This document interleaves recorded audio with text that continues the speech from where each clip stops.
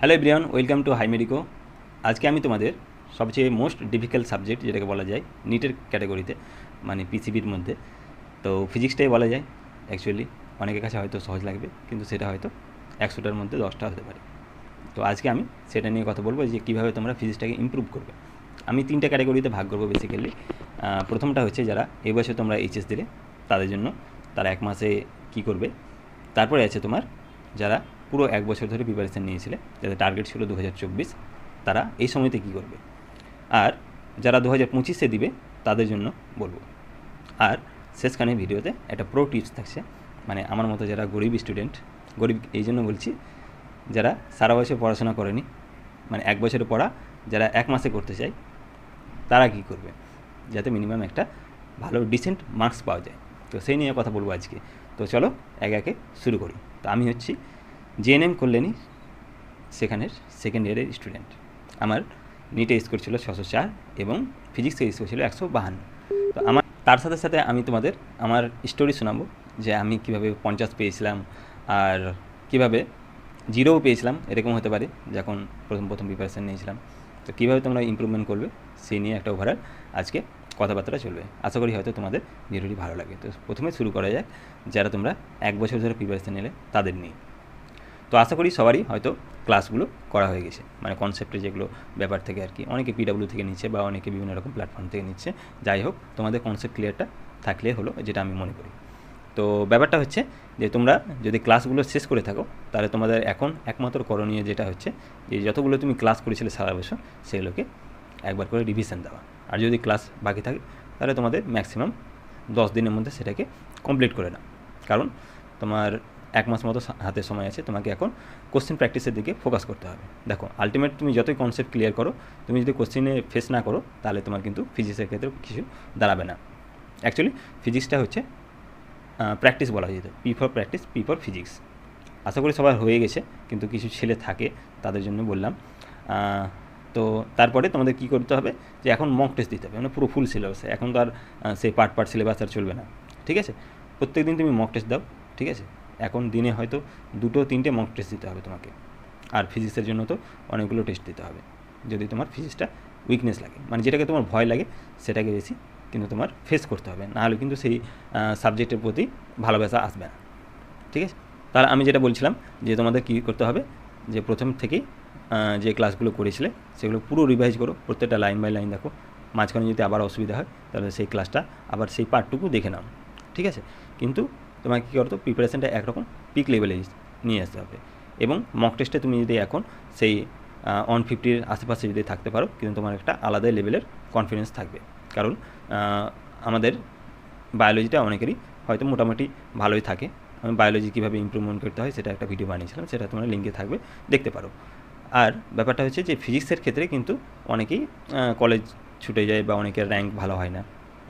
তো ফিজিক্সটা অনেকে কী হয়, কলেজ ভ্যারি করে, কারো বা র্যাঙ্ক মানে এমবিবিএস থেকে বিডিএসে চলে যায়, এরকম কিছু হয়।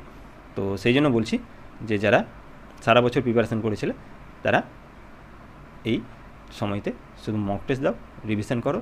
আর তোমার যে জায়গাগুলো, যে চ্যাপ্টারে বেশি প্রবলেম হয়েছে সেই জায়গাগুলোকে বেশি ফোকাস করো। বেশি কিছু হার্ডভাবে নিও না ব্যাপারটা, যে ফিজিক্সে ইমপ্রুভ করতে গেলে আমাকে পাহাড় ভাঙতে হবে বা কিছু করতে হবে। সিম্পল জিনিস, যে তোমাকে দুটো জিনিস, একটা হচ্ছে কনসেপ্ট ক্লিয়ার রাখতে হবে, এবং সেই রিলেটেড যে চ্যাপ্টারে তুমি কনসেপ্টটা নিলে সেই অনুযায়ী তোমাকে টেস্টগুলো দিতে হবে। তাহলে তোমার কী হবে, যে ফলটা তুমি পাবে। নাহলে কী হবে, যে তুমি সারা বছর ক্লাস করলে শুধু, এবং আলটিমেটলি তোমার কিন্তু ইমপ্রুভমেন্ট হচ্ছে না যদি মক টেস্ট না দাও। তো সবচেয়ে ভাইটাল কি এখানে পয়েন্ট, যে মক টেস্ট দিতে হবে যদি কনসেপ্ট ক্লিয়ার থাকে। এবার হচ্ছে যারা এই বছর তোমরা এইচএস দিলে তারা কী করবে।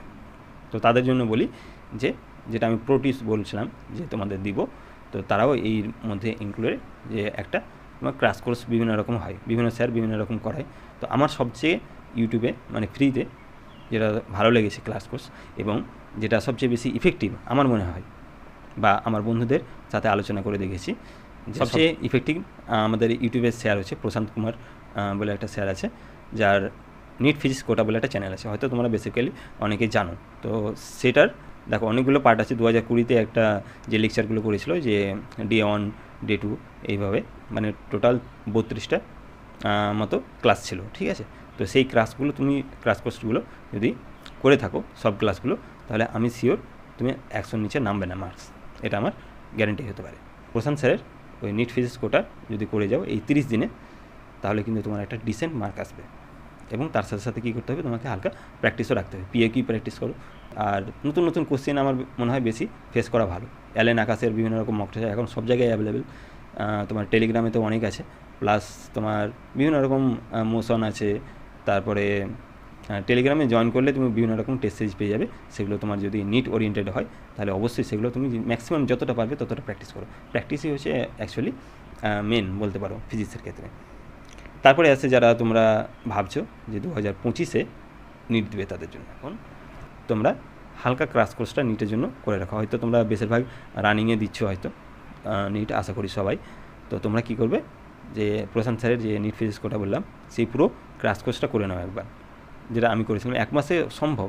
আমি করেছি, পুরো নোটস করেছিলাম, নোটস করে 1 মাসে আমি খতম করেছি এবং কোশ্চেন প্র্যাকটিস করেছিলাম। তাই জন্য তোমাদের বলছি যে বেশি ডিউরেশনও নয় লেকচারে, তো তুমি সহজে সেটা করতে পারবে। সেই জন্য তোমাদের বলা হচ্ছে যে প্রথমে মক টেস্টটা করে নাও, একটা খাতা বানিয়ে নিবে। সেটা কীভাবে তোমার রিভিশনের কাজে আসবে, মানে আমি এমআর স্যারের ক্লাস করতাম, টোটাল 180টার মতো লেকচার ছিল ফিজিক্সে। তো সেই 180টা লেকচারের যে পিডিএফ, সেগুলো তো আমার কাছে রিভিশন দেওয়া অসম্ভব, তাই না? সেই জন্য বলছি যে তোমরা সেই প্রশান্ত স্যারের লেকচারগুলো করলে তোমার যদি নোটস থাকে, তাহলে পরীক্ষার আগে হয়তো তোমার বেশি দিন টাইম, একদিনে তুমি 11 শেষ করতে পারবে, 12 শেষ করতে পারবে। ঠিক আছে, সেটা আমি করেছি বলে তোমাদের বলছি। তো সেটা আগে করে নাও। তারপরে কী করবে, যখন নিট হয়ে যাবে তখন তোমরা একদম বেসিক লেভেল থেকে ফিজিক্সটা উঠাবে। প্রথম যে 4-5 মাস শুধু ফিজিক্সে ফোকাস করো, বায়োলজি আর কেমিস্ট্রি যেটা আছে সেটা খুবই অল্প সময় দাও, মানে 75% ফোকাস ফিজিক্সে দেবে তোমরা প্রিপারেশান শুরু করার সঙ্গে সঙ্গে, মানে নিট দেওয়ার পরে পুরো ফিজিক্স নিয়ে পড়ে থাকবে। তাহলে কী হবে, যে শেষের দিকে তোমার প্রবলেম হবে না। মানে প্রথম দিকে ফিজিক্স যদি স্ট্রং করে যাও, বায়োলজি আর কেমিস্ট্রিতে কী আছে, শুধু মেমোরাইজিং পাওয়ার লাগে, মানে মনে রাখার জিনিস আছে। কিন্তু ফিজিক্সে এমন একটা সাবজেক্ট যেখানে তোমার কনসেপ্ট বিল্ড আপ করতে হবে। আমাদের বেশিরভাগ ছেলের এইটাই প্রবলেম, যে কনসেপ্ট আমরা বিল্ড আপ করি না। আমার ক্ষেত্রে আমি যেটা বলি, যে আমি প্রথম দিকে কিন্তু 3 বছর কোনো কনসেপ্ট ছিল না আমার, এক কথায়। আমি যখন ফিজিক্স হলার মানে এমআর স্যারের ক্লাস করতাম আমি, তো এমআর স্যারের কাছে আমি সব কিছু শিখলাম, মানে লাস্টবারে যেটা আমি 11-12-এ শিখিনি, যেটা আমি 3 বছর কোচিং নিয়ে শিখিনি, সেটা লাস্ট বছর 1 বছরে আমি পুরো শিখেছি ফিজিক্স কাকে বলে। আর ফিজিক্সটা এত মজাদার সাবজেক্ট লাগবে যদি তুমি একটা ভালো স্যারের হাতে করো। আমি কোনো প্রমোশন করছি না বা কিচ্ছু করছি না, আমাকে কেউ চেনেও না, এত ছোটোখাটো চ্যানেল। সেই জন্য তোমাদের এইটুকু রিকোয়েস্ট করবো যে এমআর স্যারের একবার ক্লাসটা দেখো, তোমার নিজস্ব যে স্যারকে ফিট হয়। হয়তো অনেকে আলাক স্যারকে, আলাক পান্ডেকে ভালো লাগে, বা অন্য কোনো ভালো টিচার আছে ইউটিউবে, তাদের ভালো, যার যেটাতে মনে হচ্ছে যে আমার বুঝতে সুবিধা হচ্ছে, তাকে তুমি মানে ব্লাইন্ডলি ফলো করো, টিচারকে ব্লাইন্ডলি ফলো করো। কোনো ইউটিউবার বা আমাদের মতো যারা মেডিকেলে ভিডিও বানায় তাদের কেউ ফলো করতে যায় না, কারণ আমাদের কী বলতো একটা ক্ষুদ্র এক্সপিরিয়েন্স আছে। কিন্তু স্যারেরা যারা আছে বিভিন্ন রকম স্টুডেন্টকে পড়িয়েছে, বিভিন্ন রকম স্টুডেন্টকে নিচ লেভেল থেকে উপর লেভেলে উঠিয়েছে, তাদের ব্লাইন্ডলি ফলো। আমি তো পুরো এমআর স্যারের ফ্যান, ঠিক আছে? তো এমআর স্যার যা বলতেন তাই করতাম, পিডিএফগুলো করতাম। এমআর স্যার যতগুলো লেকচার করিয়েছে, মানে অনেকে থাকে না যে বই নিয়ে ডাউট থাকে যে কী বই কিনবো, এনসিইআরটি পড়বো না, মানে তোমার প্র্যাকটিসের জন্য নিট গাইড বা চ্যাম্পিয়ন, অনেক ধরনের বই আছে। সেটার কথাই আসছি তোমাদের, যে স্যার বলতো যে যেহেতু এনসিইআরটি আর নিট গাইড আর সব কিছুর কোশ্চেন স্যার নিজেই প্র্যাকটিস করিয়ে দিত ক্লাসের মধ্যে। সেই জন্য আমার সত্যি কথা বলছি, কোনো বইয়ের প্রয়োজনই পড়েনি। এনসিইআরটি আমি কিনিনি, কোনো নিট গাইড বা কোনো চ্যাম্পিয়ন কিচ্ছু কিনিনি। শুধু আমার কাছে ওই পিআইকিউর একটা বই ছিল, মানে 39 ইয়ার হয়তো এখন হয়েছে, যেটা পিআইকিউর প্রিভিয়াস ইয়ার কোশ্চেন থাকে, সেটা থেকে আমি শুধু প্র্যাকটিস করেছি হালকা তবুও। কিন্তু এমআর স্যার যা করাতো, যতগুলো কোশ্চেন প্র্যাকটিস করাতো, মানে একটা ক্লাসের মধ্যে 150-200টার মতো কোশ্চেন করাতো, ঠিক আছে, মানে একটা চ্যাপ্টারে।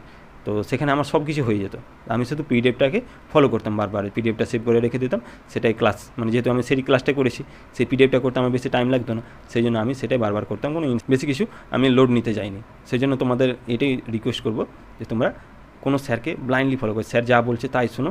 কারণ কী বলো, স্যার ওদের প্রচুর এক্সপিরিয়েন্স থাকে, বিভিন্ন রকম স্টুডেন্টের সাথে ইন্টারাকশান করে, বা তারা তোমার সমস্যাটাকে তারা বুঝতে পারে।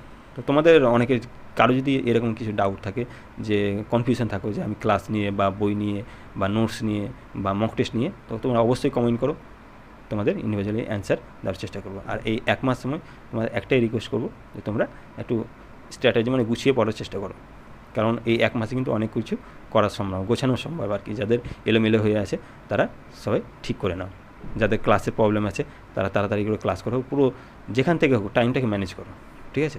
এক মাসের দিকে বা ঘন্টার দিকে দেখে লাভ নেই, তোমার সিলেবাসটা যেমন করে হোক, পৃথিবী উল্টে গেলেও কিন্তু সেটাকে শেষ করতে হবে।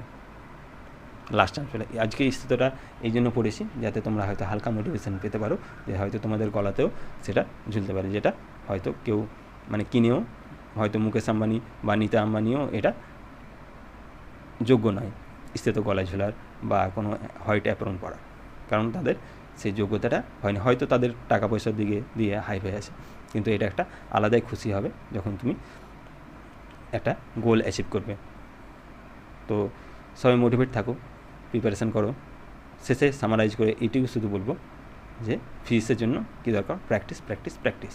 তো প্র্যাকটিস করার আগে কিন্তু কনসেপ্ট কোথা থেকে ক্লিয়ার হবে, ক্লাস করে স্যারের সাথে, যারা স্যার আছে তাদের সাথে কমফোর্ট ফিল করে।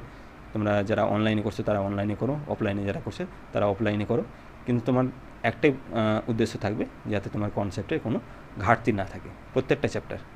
যদি একটা চ্যাপ্টার স্যার কোনো ভালো বোঝাতে না পারে তাহলে অন্য স্যারের ক্লাস করো, কিন্তু তোমার কী বলো তো, যে পরীক্ষার মধ্যে যাতে ডাউট তার না থাকে, যে হয়তো আমার আর একটু ইফোর্ট দিলে হয়তো ভালো প্রিপারেশান থাকতো, পরীক্ষার সময় যাতে রিগ্রেট না হয়। আর পরীক্ষাতে একটা কথা বলবো, যে যারা পরীক্ষাতে এমসিকিউ অ্যাটেন্ড করছো, তো সবসময় চেষ্টা করবে যে উইদিন 1 আওয়ারের মধ্যে কমপ্লিট করা। কখনোই ভাববে না যে আমি 1.5 ঘন্টা বা 1 ঘন্টা 25 মিনিট 30 মিনিট, বা অনেকে মানে ভাবে না যে 1 ঘন্টার বেশি সময় দেবো। নিজের প্র্যাকটিসটাকে এই লেভেলে নিয়ে যাও যাতে তোমার 1 ঘন্টার মধ্যে পুরো কোশ্চেন হয়ে যায়। আমি 2021-এ 50 পেয়েছিলাম, সে সময় তো অ্যাংজাইটির কারণে আর পেপার দেখে ঘাবড়ে গেছিলাম, এসব কিছু হয়ে যায়, বা একটা কোশ্চেন নিয়ে সবসময় পড়ে থাকছিলাম যে এই কোশ্চেন আমাকে সলভ করতে হবে। এইটুকু তোমরা করিও না, কারণ একটা কোশ্চেন যদি তোমার নাও আসে, মুভ অন করো। সেটা যেটা তোমার শিওর শর্ট মনে হচ্ছে যে আমি এটা জানি বা এটা কমন পেয়েছি, সেটাকে প্রথমে করার চেষ্টা করো। অযথা সেটাকে টাইম দিয়ে লাভ নেই, শুধু শুধু টাইম নষ্ট হবে এবং তোমার কোশ্চেন আলটিমেটলি সলভ হবে না। তো সেই জন্য বলছি যে কিছু কোশ্চেনকে অ্যাভয়েড করার চেষ্টা করবে। সব কোশ্চেন তোমার অ্যাটেন্ড করতে হবে সেরকম কিছু মানে নেই, যেটা তুমি আগে পারবে সেইটুকু করো, আর যেটা ডাউট থাকবে সেটাকে পরে রিভিউর জন্য রেখে দাও। তো ধন্যবাদ সবাইকে ভিডিওটি দেখার জন্য। আশা করি সবারই হয়তো ডাউট হালকা হলেও ক্লিয়ার হয়েছে। আমি যা করেছিলাম অ্যাকচুয়ালি তাই বললাম, কিছু বানিয়ে নিয়ে বলিনি, যে এইভাবে ইমপ্রুভমেন্ট সম্ভব। একটা হচ্ছে টেস্ট, একটা হচ্ছে ক্লাস, আর একটা হচ্ছে রিভিশন। যত বেশি তুমি সেটাকে ভালোবাসবে সাবজেক্টটাকে, সেই অনুযায়ী হয়। আলাদা বেশি আকাশ পাতাল কিছুই হয় না নিট পাওয়ার জন্য। আমার যেটা মনে হয় একটু হালকা ডাইরেকশন দেওয়া দরকার।